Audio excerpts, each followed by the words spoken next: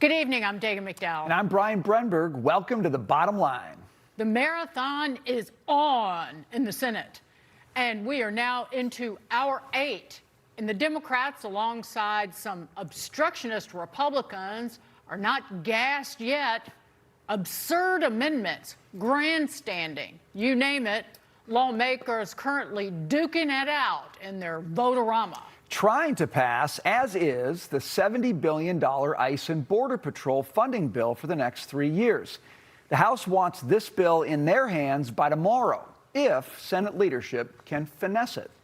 But ain't nothing easy in Congress, especially in the Senate. Democrats forcing an amendment blitz to prolong this process, from ballroom funding hissy fits to anti-ICE measures. But the big ruckus rouser of the day, causing the drama, the now dead Anti-weaponization fund. Chuck the Shenanigans King Schumer wants to make sure it stays dead. So he kicked off the day with an amendment that would ban it permanently. Trump's slush fund is anything but beautiful. It's heinous. And it won't die until we permanently ban it by law. When Trump wakes up a week from now or a month from now and says, why don't we try that slush fund again? He won't be able to. It failed in glorious fashion, but 3 Republicans did vote for it.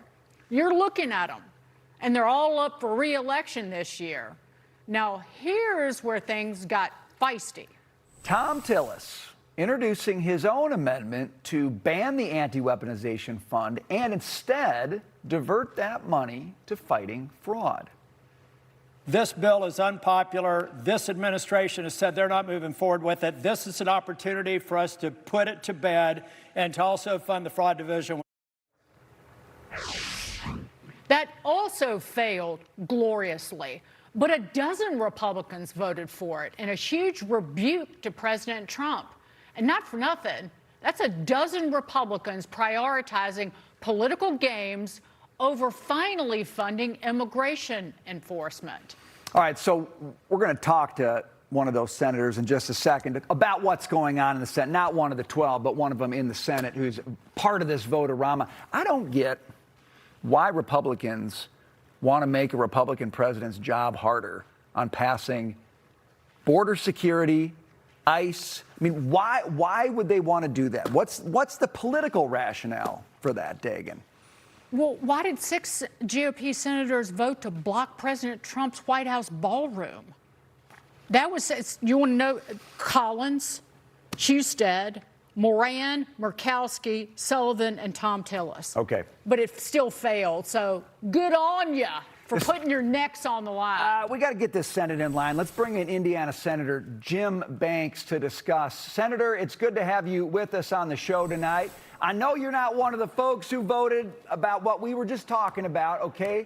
But, sir, it seems like the Senate's got problems, okay? We're trying to get funding for ICE and CBP. It is long overdue. And you've got Republicans joining with Chuck Schumer or Democrats to try to muck it up. Why are they doing that, Senator? I can't defend it. It's not logical to me that at the end of the day, though, we are on the Senate floor and we're about to pass this very important funding bill that's through the reconciliation process to fund ICE and Border Patrol for the next 3 years because Democrats have blocked that funding. And this is President Trump's very top priority. This is why he won the popular vote in the 2024 election, to secure the border. We have the lowest number of illegal border crossings that we've had in over 50 years because of President Trump and what he's done to secure our border. But the Democrats have tried to block funding for Border Patrol and our ICE officers, for law enforcement, which is so important. So that's what we're doing on the Senate floor right now. We're going to pass it. The House is in session right now. They're waiting for the Senate bill to come over to them so they can pass it quickly, send it to the president, and fund these priorities for the next 3 years, and that's what we're about to do.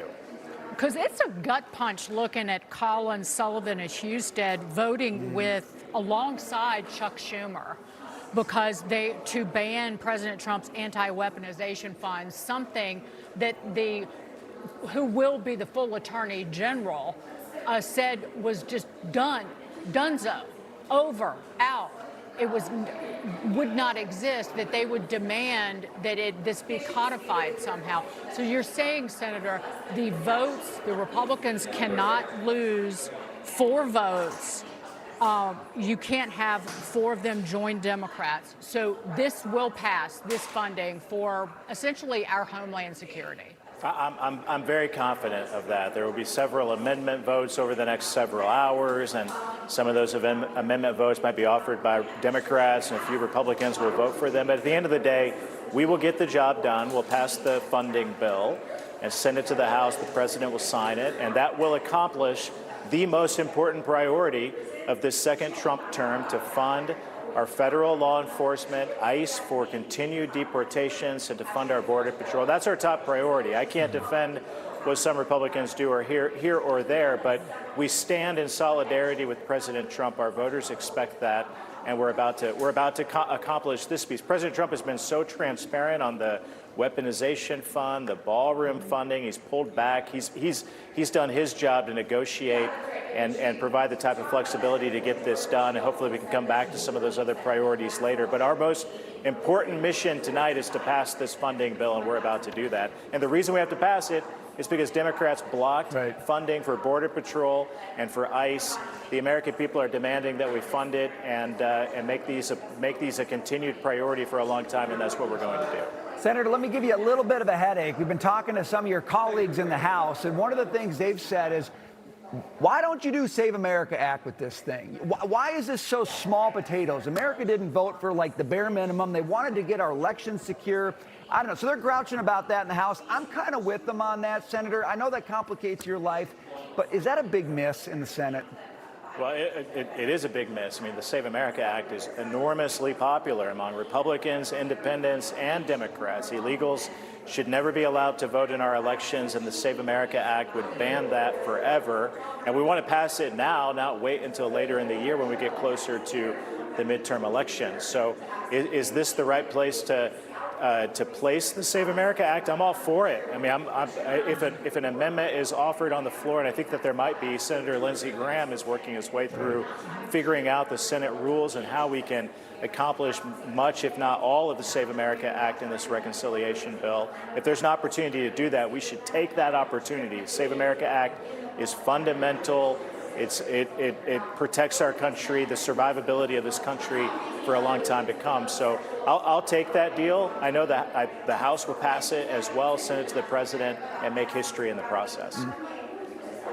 Senator Jim Banks, the House, the GOP-led House, voted to limit President Trump's Iran war powers.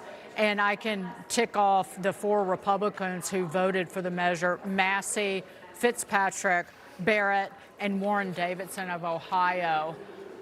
Does it fail miserably in the Senate?